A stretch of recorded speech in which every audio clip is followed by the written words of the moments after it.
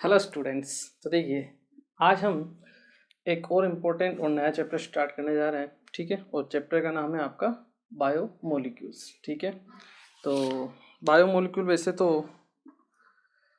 पूरा का पूरा थ्योरेटिकल चैप्टर है और आपको डेफिनेटली इसको एनसीईआरटी से पढ़ना ही है। ठीक है, बाकी मैं भी आपकी बिल्कुल हेल्प करूँगा यहाँ पर। ठीक है, तो जो इम्पोर्टेंट चीज़ें हैं वो सब मैं आपको यहाँ पे बता दूंगा। ठीक है, बाकी आपको एक बार एनसीईआरटी जरूर पढ़नी है इसके लिए। ठीक है, चलिए तो बायोमोलिक्यूल्स के बारे में बात करते हैं और स्टार्ट करते हैं। तो बायोमोलिक्यूल्स ऐसे मोलिक्यूल्स होते हैं जो हमारे या सभी के जो भी लिविंग जो आपके लिविंग मतलब कुछ भी सब्सटेंस है जो लिविंग है। ठीक है, तो उन सब के लिए, उनको प्रोसेस करने के लिए, उनको चलाने के लिए, उन सब मॉलिक्यूल की जो जिन भी मॉलिक्यूल की हमें ज़रूरत पड़ती है उन सबको हम क्या बोलते हैं? बायोमोलिक्यूल्स बोलते हैं। ठीक है, तो बायोमोलिक्यूल्स में मेनली आपके आते क्या हैं? जैसे कार्बोहाइड्रेट्स आ गए, प्रोटीन्स आ जाते हैं, लिपिड्स वगैरह आते हैं, न्यूक्लिक एसिड्स, मतलब जो जीने के लिए हमारे लिए इम्पोर्टेंट चीज़ें वो हैं आपके बायोमोलिक्यूल्स, सिंपल वर्ड्स में। ठीक है, तो उनमें कौन कौन से आते हैं और उनको हमें डिटेल में पढ़ना है यहाँ पे किस किस को, उसके बारे में हम बात करते हैं। ठीक है, तो स्टार्ट करते हैं चैप्टर दैट इज बायोमोलिक्यूल।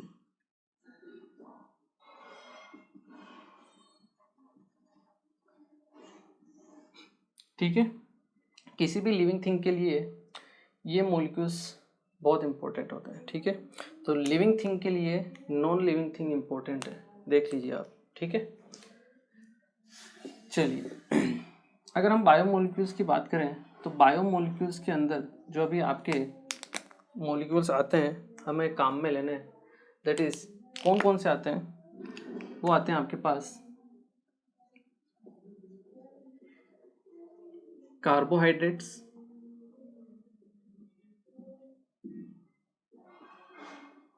ठीक है, इसके अलावा आते हैं आपके पास प्रोटीन्स, इसके बाद आते हैं आपके पास लिपिड्स, और इसके बाद आते हैं आपके पास न्यूक्लिक एसिड।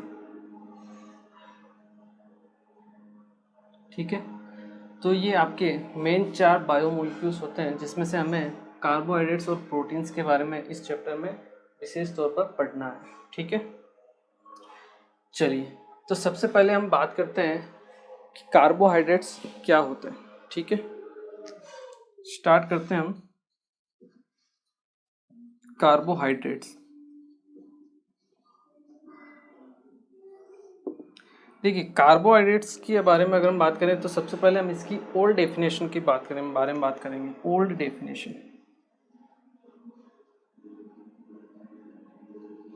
इसकी ओल्ड डेफिनेशन हमें क्या कहती है?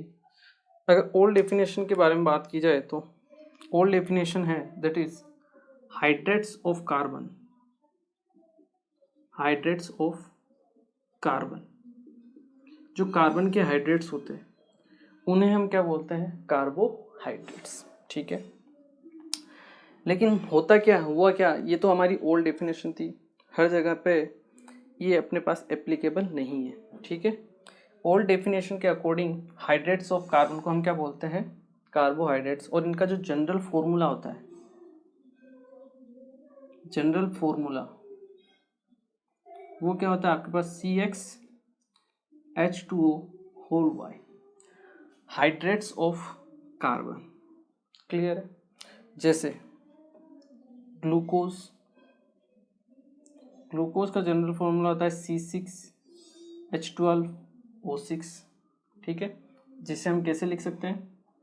C6H2O होल 6, इस तरीके से।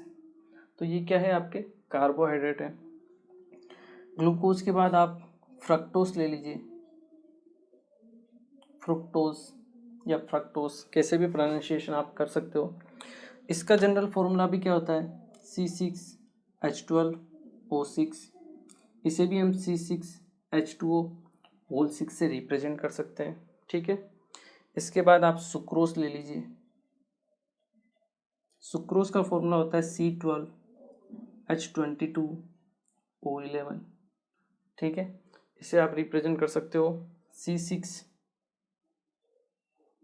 H2O होल 11 से, ठीक है। C12H2O होल 11 से। इसी तरह आप माल्टोस ले लीजिए,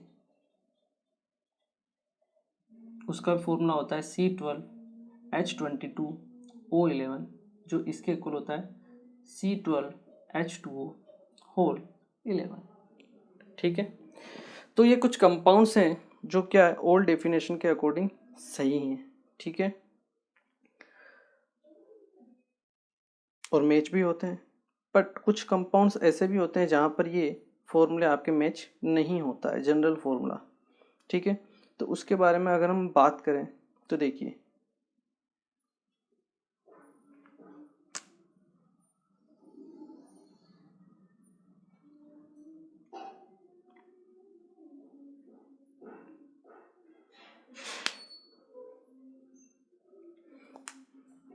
जैसे आपके पास फॉर्मेल्डिहाइड के बारे में अगर हम बात करें, HC⋯OH, ठीक है, फॉर्मेल्डिहाइड। इसका जनरल फॉर्मूला अगर हम इसको देखें तो CH2 के रूप में कंपेयर करें तो C1H2O1, ठीक है। ये भी आपके कार्बोहाइड्रेट्स के जनरल फॉर्मूले को रिप्रेजेंट कर रहा है, बट ये फॉर्मेल्डिहाइड ये आपका कार्बोहाइड्रेट नहीं है, ठीक है।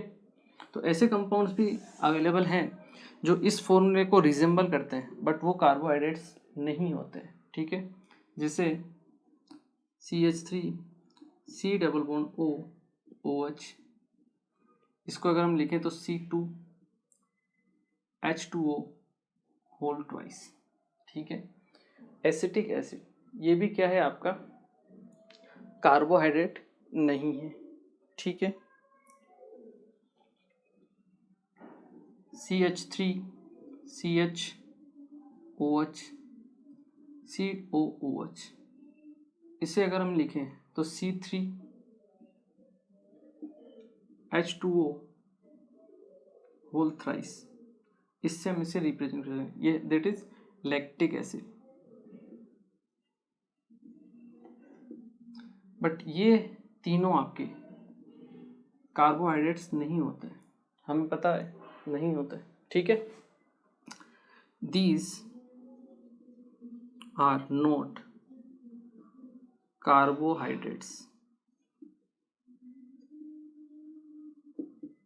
क्लियर है।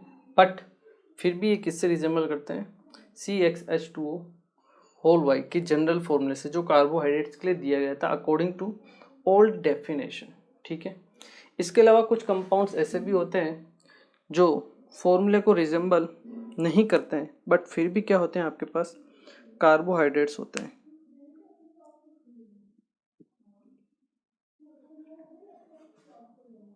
जैसे अगर हम बात करें रेमनोज C6H12O5, ठीक है। रेमनोज के बारे में अगर हम बात करें तो इसको हम इस तरीके से लिख सकते हैं C6H2O होल 5H2, ठीक है। इस तरीके से अगर हम लिख सकें, but this is not equal to the general formula of this, ठीक है। तो ये कुछ एक्सेप्शंस हैं जो आपको ध्यान रखने हैं, क्लियर है।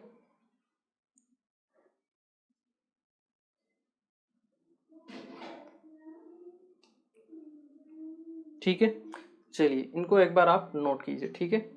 तो कार्बोहाइड्रेट्स का जनरल फॉर्मूला ये दिया गया अर्लियर डेज में, बट बाद में जैसे जैसे डिस्कवरीज होती गई पता चला कि और भी ऐसे मॉलिक्यूल्स हैं जो इस जनरल फॉर्मूले को रिजेंबल करते हैं, बट वो कार्बोहाइड्रेट्स नहीं है। और कुछ ऐसे कंपाउंड्स हैं जो रिजेंबल नहीं करते हैं, फिर भी ये क्या है आपका कार्बोहाइड्रेट्स है।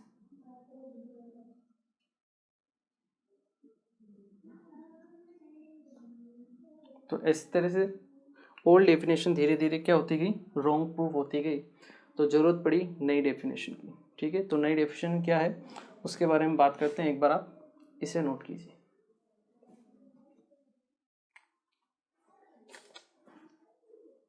चलिए नेक्स्ट हम बात करते हैं आपके न्यू डेफिनेशन के बारे में।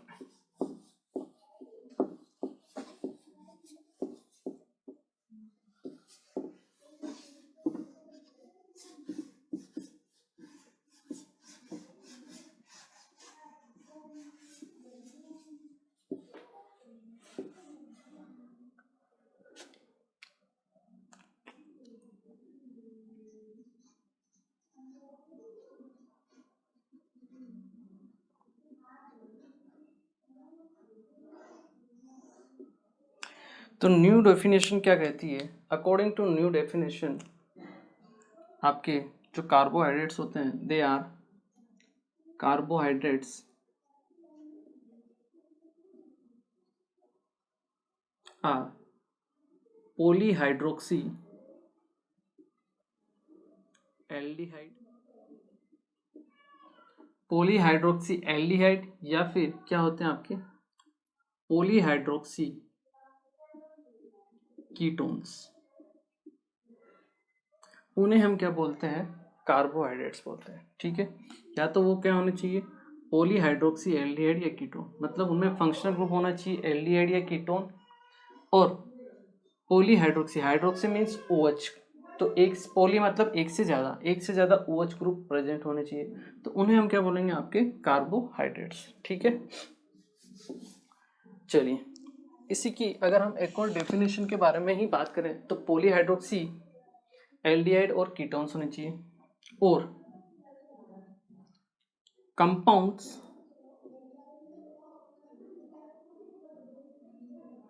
which on hydrolysis gives polyhydroxy aldehyde और polyhydroxy कीटोन। तो या तो वो कंपाउंड्स होने चाहिए जो डायरेक्टली क्या हो? पॉलीहाइड्रोक्सी एल्डिहाइड हो, कीटोन हो, या फिर ऐसे मॉलिक्यूल्स या कंपाउंड्स हो जो हाइड्रोलिसिस पर, मतलब जिनकी वाटर से अगर हम रिएक्शन कराएं तो बाद में वो पॉलीहाइड्रोक्सी एल्डिहाइड या कीटोन देते हो, तो उन्हें भी हम कार्बोहाइड्रेट्स की कैटेगरी में लेते हैं। ठीक है,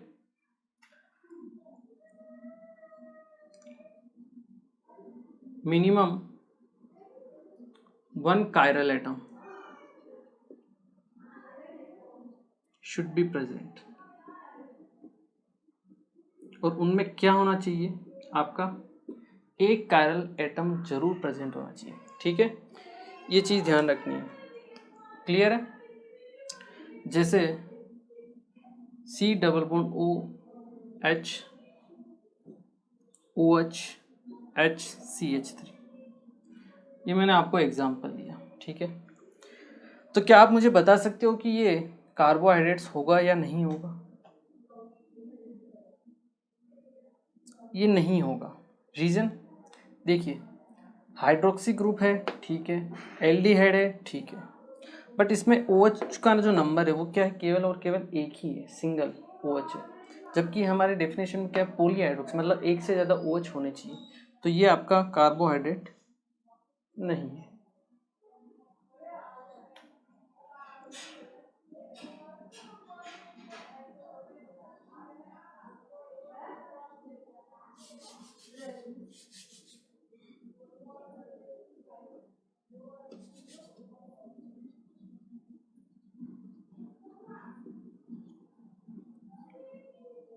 ये ग्रुप आपको दे दिया जाए, ये कंपाउंड दे दिया जाए, अब आप बताइए क्या ये कार्बोहाइड्रेट है? एक से ज़्यादा OH है, फंक्शनल ग्रुप भी है, बट फिर भी ये आपका कार्बोहाइड्रेट नहीं है। क्यों? क्योंकि इसमें कोई कायरल प्रेजेंट नहीं है, नो कायरल, इसलिए कार्बोहाइड्रेट। ये कंपाउंड मैं आपको देता हूँ, जैसे C डबल बॉन्ड OH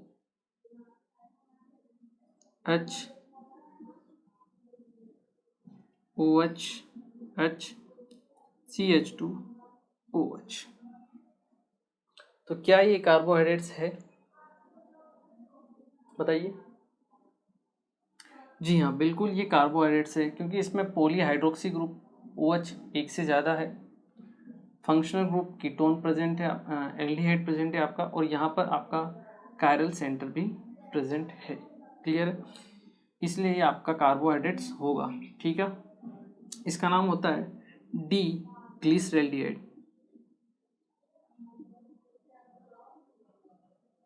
क्या नाम होता है इसका? डी ग्लिसरैल्डिहाइड।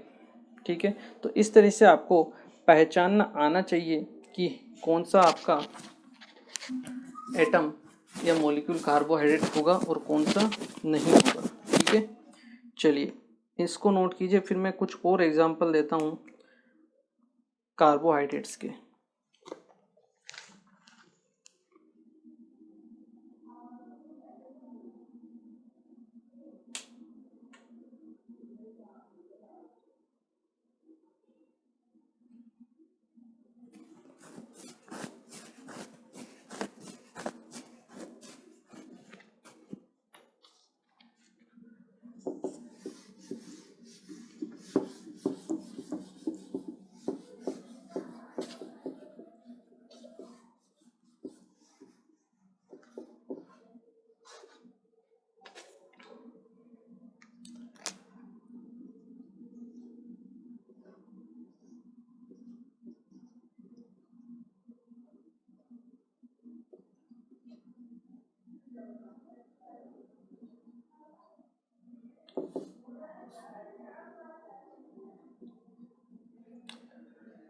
तो क्या ये कार्बोहाइड्रेट होगा? देखिए, दो OH ग्रुप है, कायरल सेंटर है, फंक्शनल ग्रुप है, ये कार्बोहाइड्रेट है। लास्ट जो एग्जांपल मैंने दिया था सेम वही एग्जांपल है, बस OH राइट की जगह कहाँ आ चुका है, लेफ्ट में आ चुका है। ठीक है, और मैं ये आपको बता भी चुका हूँ पहले भी, D और L कॉन्फ़िगरेशन। ठीक है, जब OH आपके राइट साइड में आता है उसे हम बोलते हैं D कॉन्फ़िगरेशन, और जब OH आपके लेफ्ट साइड में आता है उसे हम क्या बोलते हैं, L कॉन्फ़िगरेशन। तो ये होगा L ग्लिसरॉल्डिएट।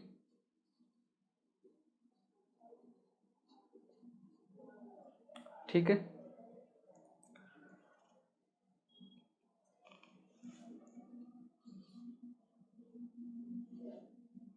कुछ ऐसे भी कंपाउंड्स हो सकते हैं जहाँ पे मल्टीपल कायरल सेंटर हो। यहाँ पे CH2 है, ठीक है, और ये OH। इसको मैं ऐसे भी लिख सकता हूँ या फिर इसको CH2OH ऐसे भी लिखा जा आपको मिल सकता है। ठीक है, तो दोनों तरीके से लिखा हुआ मिल सकता है, ध्यान रखना है। ये भी क्या है आपका, CH2H है, OH है, OH OH H OH, यहाँ H, यहाँ OH, यहाँ H, यहाँ H। ठीक है, तो 1 2 OH OH H OH। जो सेकंड कार्बन है उस पर क्या लगाना है आपको, H अपोजिट डायरेक्शन में। ठीक है, तो यहाँ पे कायरल सेंटर है, पॉलीहाइड्रोक्सी ग्रुप है, एल्डिहाइड फंक्शनल ग्रुप है आपके पास, कायरल सेंटर प्रेजेंट है, ये आपका कार्बोहाइड्रेट होगा। ठीक है, इसका नाम होता है डी ग्लूकोज। ये आपको स्ट्रक्चर ध्यान रखना है, डी ग्लूकोज स्ट्रक्चर ध्यान रखना है आपको। ठीक है, आगे काम में आएगा आपके। ये सबसे छोटा आपका कार्बोहाइड्रेट है। ठीक है, ग्लिसरॉल्डिहाइड, क्योंकि इसमें 2 OH है, फंक्शनल ग्रुप है, एक कायरल सेंटर है। मान लो कीटोनिक ग्रुप आ जाए, CH2OH,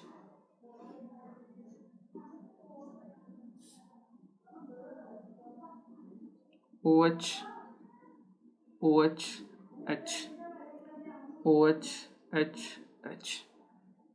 फंक्शनल ग्रुप क्या है, यहाँ पे कीटोन है, पॉलीहाइड्रोक्सी है, कायरल सेंटर भी प्रेजेंट है। ठीक है, इसको हम बोलते हैं फ्रुक्टोज। क्लियर है, इसको हम क्या बोलते हैं, फ्रक्टोज। ठीक है, डी फ्रक्टोज।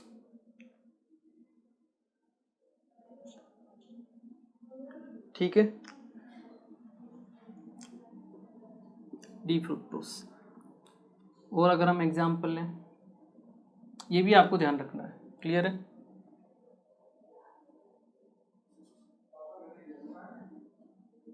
CHO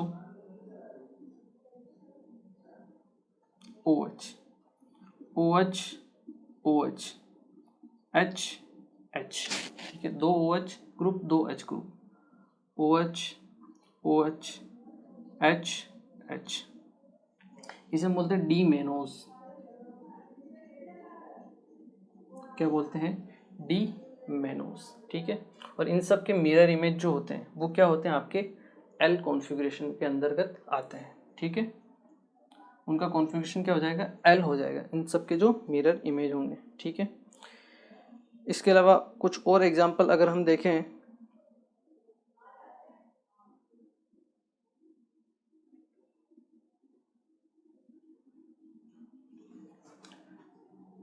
जैसे आपको ये एग्जांपल दिया जाए C डबल बॉन्ड OH आपको मिक्स कंपाउंड दे दिया जाए, मान लो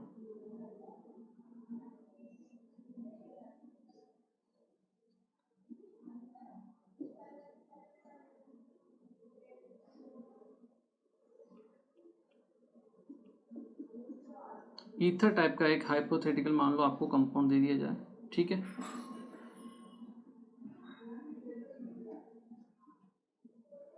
ठीक है, इस टाइप का आपको क्या दिया, कंपाउंड दे दिया, मान लीजिए। चलो इसको भी OH कर दो, इसको H कर दो। तो अगर आपको पूछा जाए कि क्या ये आपका क्या है, कार्बोहाइड्रेट है, तो क्या करेंगे हम, इसका हाइड्रोलिसिस करवाएंगे। ईथर का हाइड्रोलिसिस हमें पता है HOH, ऑक्सीजन मोर इलेक्ट्रोनेगेटिव को जोड़ दो आप लेस इलेक्ट्रोनेगेटिव हाइड्रोजन के साथ, ठीक है। तो ये कुछ इस टाइप से कंपाउंड बन जाएगा, C डबल बॉन्ड OH, यहाँ आ जाएगा आपके पास OH H, यहाँ आ जाएगा OH H, यहाँ पे आ जाएगा OH, साथ में एक और कंपाउंड बन जाएगा C double bond OH H OH H OH CH2OH। और ये क्या है आपका, कायरल सेंटर प्रेजेंट है इसमें, पॉलीहाइड्रोक्सी है और फंक्शनल ग्रुप एल्डिहाइड प्रेजेंट है। इसका मतलब ये क्या है, कार्बोहाइड्रेट्स हैं।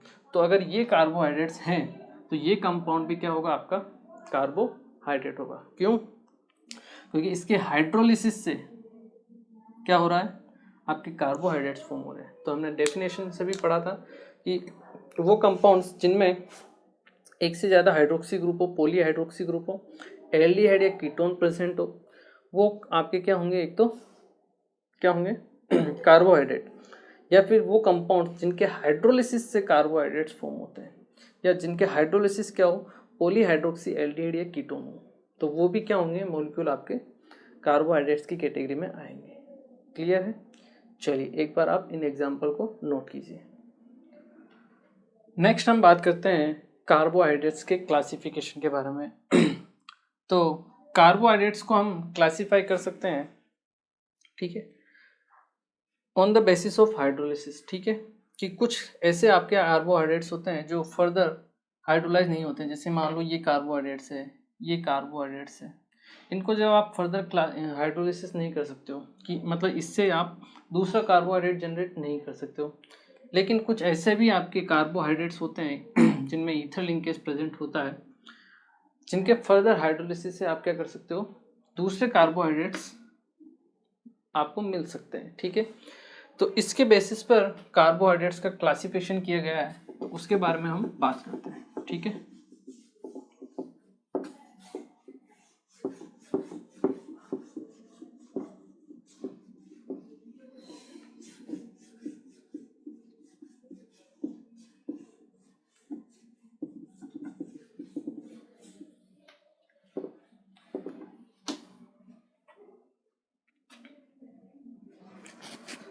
तो सबसे पहले हम स्टार्ट करते हैं कार्बोहाइड्रेट्स।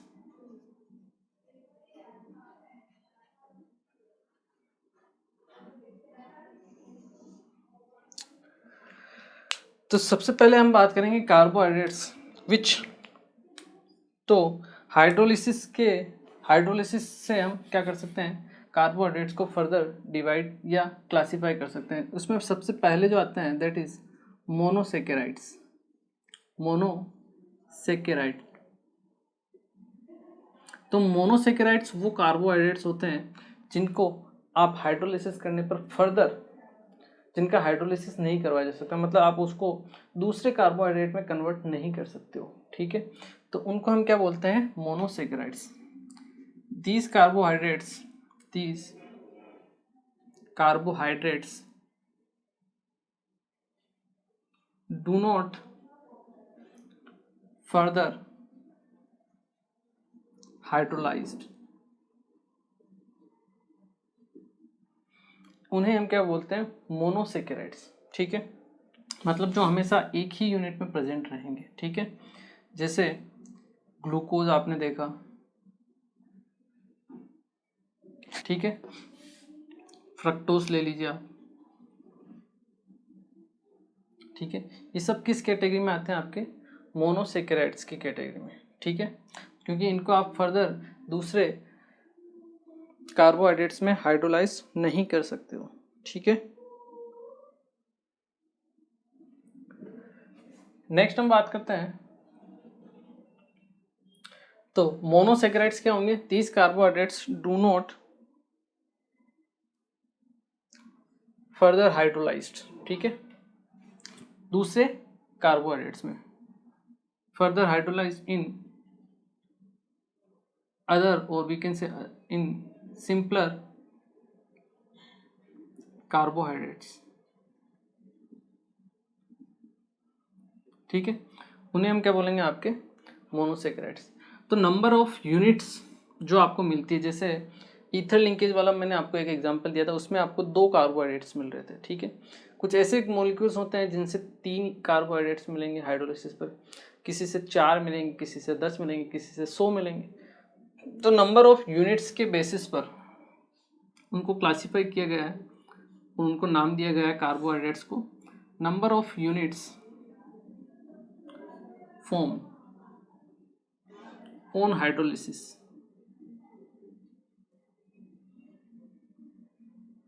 ठीक है, उसके बेसिस पे उसको नाम दिया गया है, ठीक है। जैसे 1 के लिए तो हमने देख लिया, 1 मतलब जो है वैसा का वैसे रहेगा, उससे हम क्या बोलेंगे? मोनोसेकेराइड्स, ठीक है। अगर मान लो 2 कार्बोहाइड्रेट्स मिलते हो सिंपलर आपको, उसे हम क्या बोलेंगे? आपका डाइसेकेराइड्स, डाइसेकेराइड्स, क्या बोलेंगे? डाइसेकेराइड्स। इसमें कौन कौन से एग्जाम्पल आप ले सकते हो? माल्टोस, माल्टोस इसका एग्जाम्पल रहेगा। सुक्रोस आप ले सकते हो, लैक्टोज, ठीक है। ये किस कैटेगरी में आएंगे? आपके डाइसेकेराइड्स की कैटेगरी में। 3 हो तो ट्राइसेकेराइड्स, ठीक है। अगर नंबर इनको जनरलाइज भी कर दिया जाता है कभी कभी, 2 to 10 हो नंबर ऑफ यूनिट्स, तो उसे हम बोलते हैं ओलिगोसेकेराइड्स, ठीक है। और नंबर्स और भी ज़्यादा हो, मान लो 100 से 1000 10,000 जितने हो, तो उन्हें हम क्या बोलते हैं? पॉलीसेकेराइड्स। क्या बोलते हैं? पॉलीसेकेराइड्स।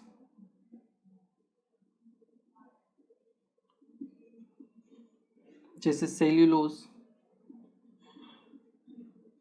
इसका क्या है? एग्जाम्पल है। सेल्यूलोज हो गया आपके पास, स्टार्च वगैरह, ये सब किस कैटेगरी में आएंगे? आपके पॉलीसेकेराइड्स की कैटेगरी में, ठीक है। तो सेल्यूलोज हो गया, स्टार्च हो गया, ये किस कैटेगरी में आएंगे? आपके पॉलीसेकेराइड्स की कैटेगरी में, ठीक है। तो कार्बोहाइड्रेट्स का फर्दर क्लासिफिकेशन किया गया है हाइड्रोलिसिस कम करने पर, ठीक है, कि मतलब वो उनका अगर हाइड्रोलिसिस कराया जाए, वाटर के साथ रिएक्शन करवाई जाए, तो वो दूसरे सिंपलर कार्बोहाइड्रेट में डिवाइड होते हैं या नहीं होते हैं। अगर होते हैं, नहीं होते हैं, तो उन्हें हम क्या बोलेंगे? मोनोसेकेराइड। होते हैं तो वो कितने यूनिट में डिवाइड होते हैं? 2 यूनिट में डिवाइड होंगे तो उनका नाम क्या होगा? डाइसेकेराइड्स।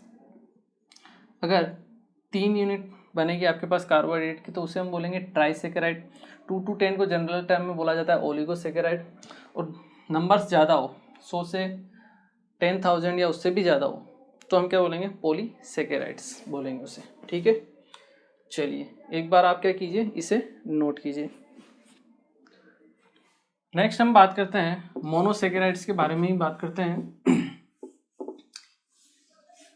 एक एक करके हम डिस्कशन करेंगे। पहले हम मोनोसेकेराइड के बारे में बात करेंगे, फिर डाइसेकेराइड्स के बारे में, और उसके बाद हम पॉलीसेकेराइड्स के बारे में बात करेंगे, ठीक है।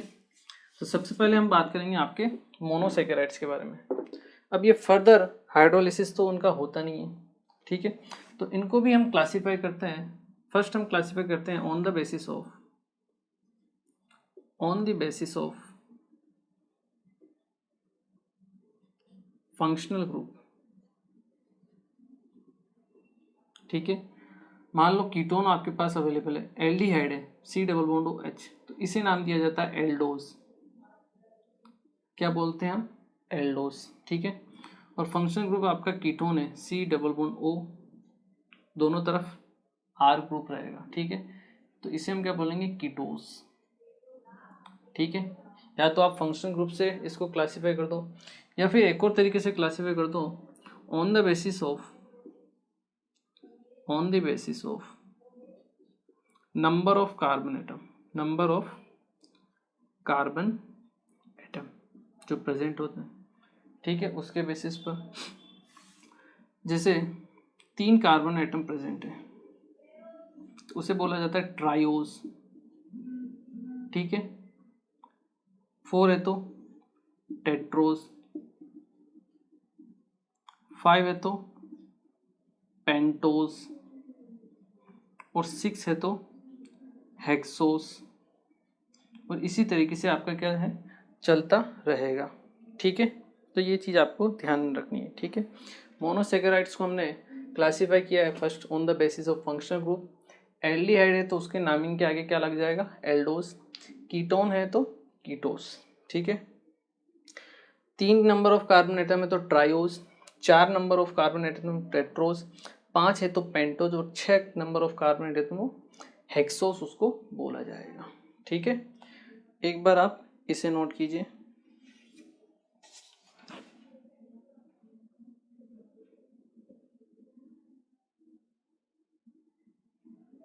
देखिए, इसके मैं आपको कुछ एग्जांपल देता हूँ। देखिए,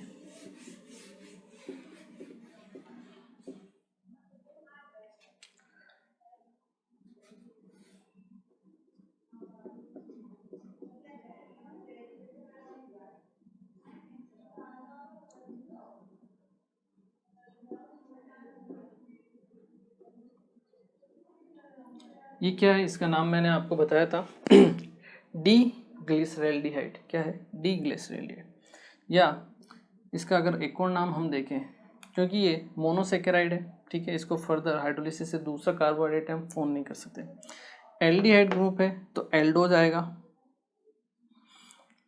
नंबर ऑफ कार्बन एटम 1 2 3 तो एल्डो ट्रायोज, इसका नाम क्या हो जाएगा? एल्डो। एल्डिहाइड फंक्शनल ग्रुप है और 3 कार्बन है तो ट्रायोज, एल्डो ट्रायोज। ठीक है, डी ग्लिसरैल्डिहाइड भी इसका नाम है, दोनों नाम है, कोई दिक्कत वाली बात नहीं है। ठीक है, मान लो इस तरह का कोई कंपाउंड दे दिया जाए आपको,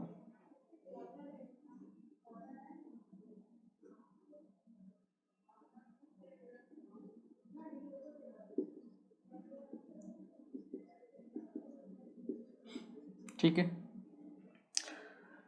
1 2 3 4 5 कार्बन है, पेंटोस, फंक्शनल ग्रुप है एल्डिहाइड, तो नाम क्या हो जाएगा? Aldo pentose. ठीक है, जैसे हमने डी ग्लूकोज लिया था 1 2 3 4 CH2OH OH OH H OH। ठीक है, एक पे H आता है, फिर H OH H H। ठीक है, तो 1 2 3 4 5 6 कार्बन है, हेक्सोज आएगा। फंक्शनल ग्रुप है एल्डिहाइड तो एल्डो हेक्सोज, इसका क्या नाम है? D glucose,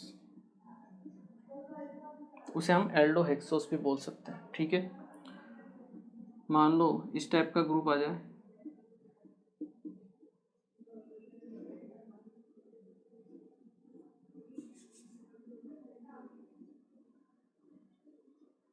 OH OH H OH H H, इसका क्या नाम होता है? D fructose.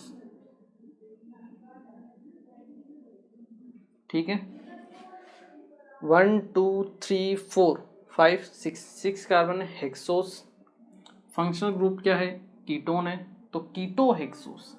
पहले क्या था? एल्डो हेक्सोस, दूसरा नाम क्या हो जाएगा इसका? कीटो हेक्सोस। तो इस तरह से हम क्या कर सकते हैं? नेमिंग दे सकते हैं। क्लियर है मोनोसेकेराइड्स कंपाउंड्स को। ओके, इसे एक बार आप नोट कीजिए। नेक्स्ट हम बात करते हैं डीएल कॉन्फ़िगरेशन के बारे में। देखिए डीएल कॉन्फ़िगरेशन के बारे में वैसे तो मैंने आपको बता चुका हूँ, ठीक है, आइसोमेरिज्म चैप्टर में, ठीक है, फिर भी एक बार और हम उसके बारे में हम बात करते हैं, ठीक है, कि डीएल कॉन्फ़िगरेशन कैसे चेक किया जाता है, कैसे हम डी और एल कॉन्फ़िगरेशन देते हैं, ठीक है। तो डी एल कॉन्फ़िगरेशन,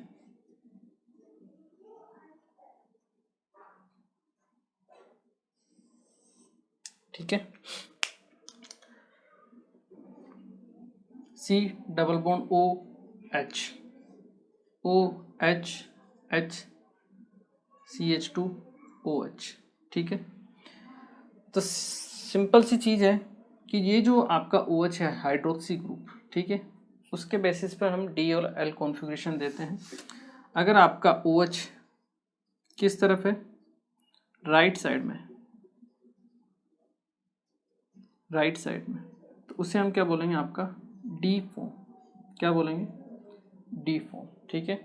और ये जो OH ग्रुप है आपका किस तरफ है, लेफ्ट साइड में है, तो उसे हम क्या बोलेंगे, आपका एल फॉर्म,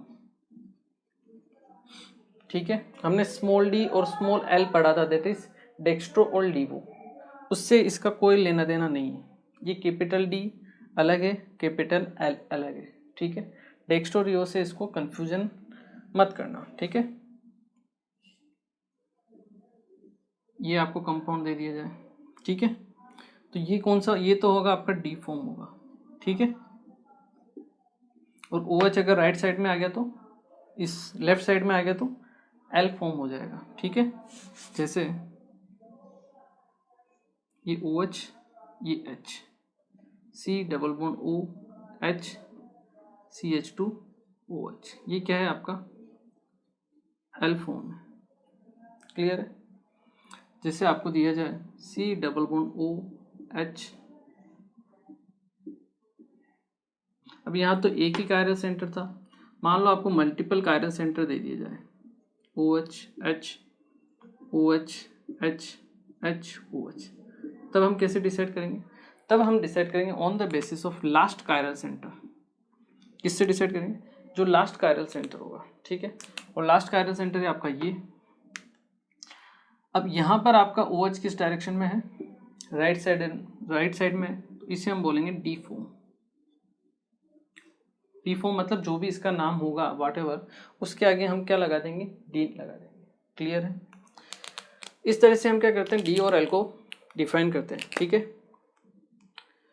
पहली चीज तो ये। दूसरी चीज, जो फंक्शनल ग्रुप है वो हमेशा टॉप पर रहना चाहिए, और यहाँ सीधी लाइन में आपके मैक्सिमम आपके सारे कार्बन एक ही स्ट्रेट लाइन में होने चाहिए, ठीक है।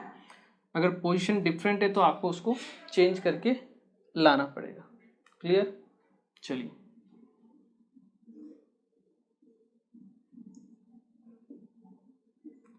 मान लो आपको ये कंपाउंड दिया OH H OH H H OH OH H, किसका फॉर्मूला है ये, डी ग्लूकोज का। किसका, डी ग्लूकोज का। तो डी कॉन्फ़िगरेशन कैसे आया, इस OH से।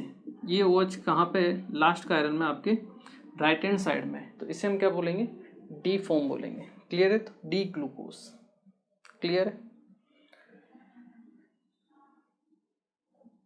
चलिए एक बार आप इसे नोट कीजिए, फिर और कुछ एग्जाम्पल मैं आपको करवाता हूँ। चलिए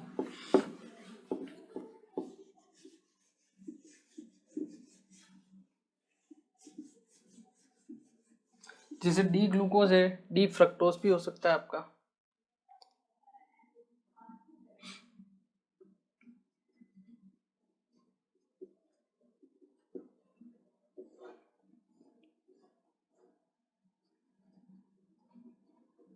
OH H OH H H OH, ठीक है। ये क्या है आपका डी फ्रक्टोज। यहाँ पे कायरल सेंटर लास्ट वाला है और OH आपका राइट हैंड साइड में, तो डी फ्रुक्टोज, क्लियर है? कुछ ऐसे एग्जाम्पल आ सकते हैं जैसे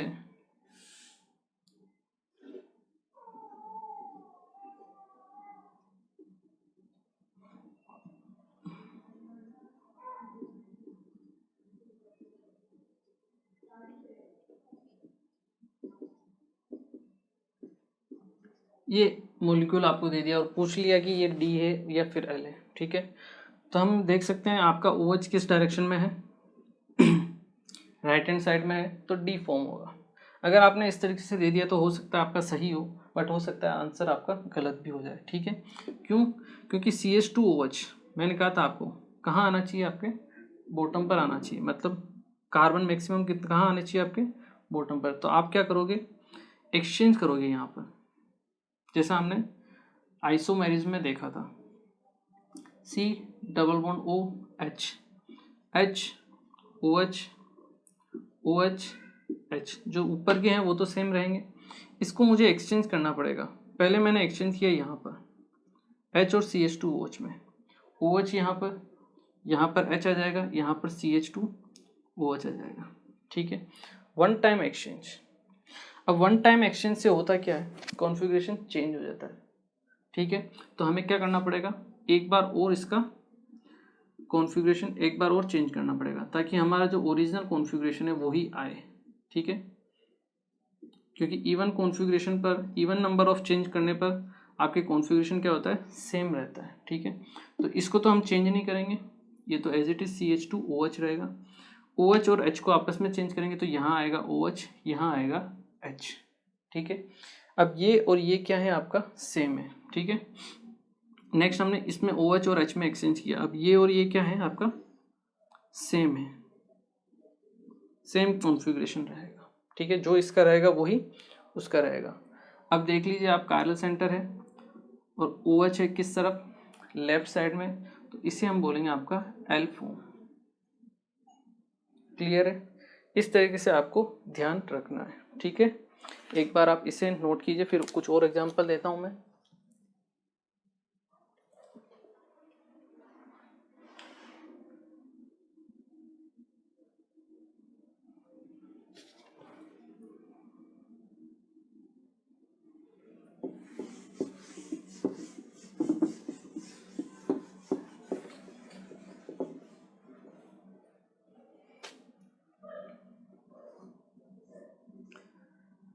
मान लो आपको इस तरह से दे दिया जाए CH2OH OH OH H H CHO, ठीक है, और पूछ लिया जाए कॉन्फ़िगरेशन क्या होगा।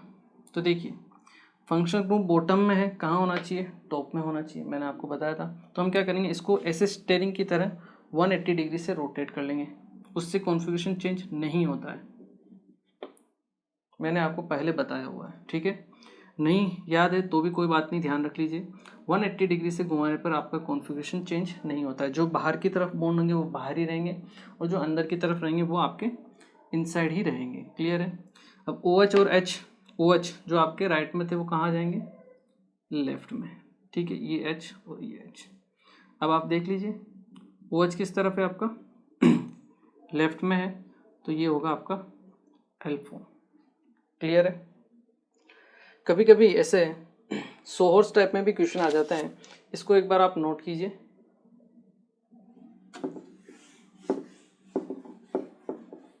सोहर्स टाइप में भी क्वेश्चंस आ जाते हैं कभी कभी, जैसे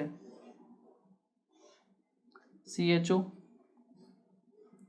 OH H H OH CH2OH, ठीक है। इसमें पूछ लिया आपको, तो आप क्या कीजिए, इसको फिशर फॉर्म में कन्वर्ट कर दीजिए। ये आएगा C double bond OH CHO, OH आपके राइट साइड में, OH ये H, नीचे आएगा सबसे नीचे CH2OH, CH2OH के राइट में क्या है आपका हाइड्रोजन, लेफ्ट में OH, ठीक है। अब आप कंपेयर कर लीजिए, OH कहाँ पर है, लेफ्ट साइड में है, इसे हम क्या बोलेंगे, आपका एल्फो। तो इस तरह से हम क्या कर सकते हैं, D और L को फाइंड आउट कर सकते हैं, ठीक है। चलिए एक बार आप इसे नोट कीजिए, ओके। तो देखिए, आज के लेक्चर में हमने इम्पोर्टेंट चैप्टर स्टार्ट किया बायोमोलिक्यूल्स और बात की अबाउट कार्बोहाइड्रेट्स के बारे में। ठीक है, कार्बोहाइड्रेट्स में हमने क्लासिफिकेशन किया मोनोसेकेराइड्स, ठीक है, नंबर ऑफ यूनिट्स के बेसिस पर, मोनोसेकेराइड, डाइसेकेराइड, ट्राइसेकेराइड, उस तरीके से हमने क्लासीफाई किया। कार्बोहाइड्रेट्स क्या होते हैं, उसकी ओल्ड डेफिनेशन क्या थी, न्यू डेफिनेशन क्या है, कौन से कंपाउंड कार्बोहाइड्रेट्स होते हैं, कौन से नहीं होते हैं, उन सब के बारे में हमने बात की। कुछ कंपाउंड्स के मैंने आपको डायग्राम बनाया, जैसे D glucose, D fructose, D mannose. इसको आपको बनाना है, ड्रॉ करना है और याद रखना है। ठीक है, इंपॉर्टेंट है, आने वाले लेक्चर्स में काम में आएंगे। क्लियर है?